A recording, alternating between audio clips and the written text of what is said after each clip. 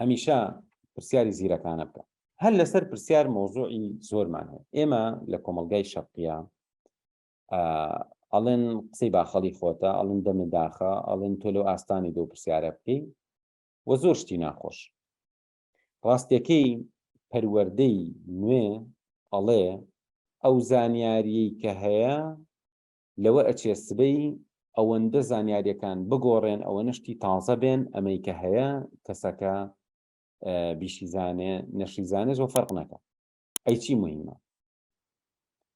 تۆ چۆن تەعاملەکە لەگەڵ زانیاری تازە؟ تۆ چۆن بیرەکەیتەوە بەرامبەر بە ڕاستیەکانی ژیان؟ بۆیە لە پەروەردەیەکی سەردەمیانە لە وڵاتێکی پێشکەوتوو کەس لەسەر خوێندکار لەسەر ئەو پەروەردە ئەکرێ بیر کاتەوە پرسیارکە، بیر کاتەوە پرسیارکە، ڕای خۆی بڵێ، چونکە ئەگەر دەربارە بەم زانستەش پرسیارەکەی زۆر دەقیق نەبوو، ڕەیەکەیشی غەڵەت بوو، باشە؟ بیرکردنەوەکەشی نەگەشتە هیچ شوێنێ، خودی ئەم مۆزوعە گرنگ نییە، کەسەکە گرنگە.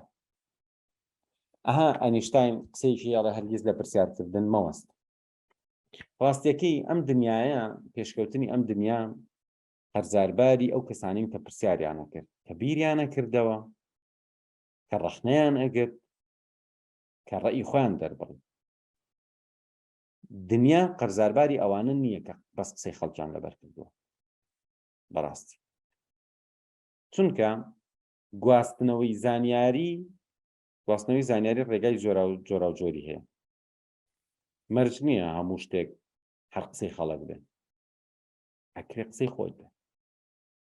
جا ئەمە عەقڵیەتی پەروەردەکردنی ئینسانە.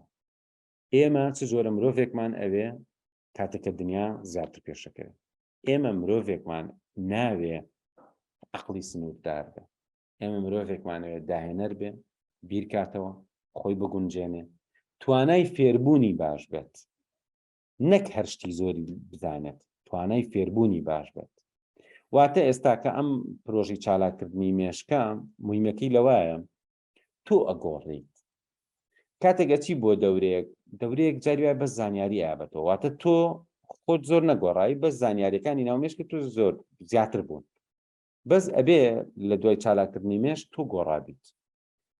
گرنگ نییە چی فێر بیت، گرنگ ئەوەیە تۆ لەمە دوا سەریعتر فێر بیت، باشتر فێر بیت. ئەمە گرنگە.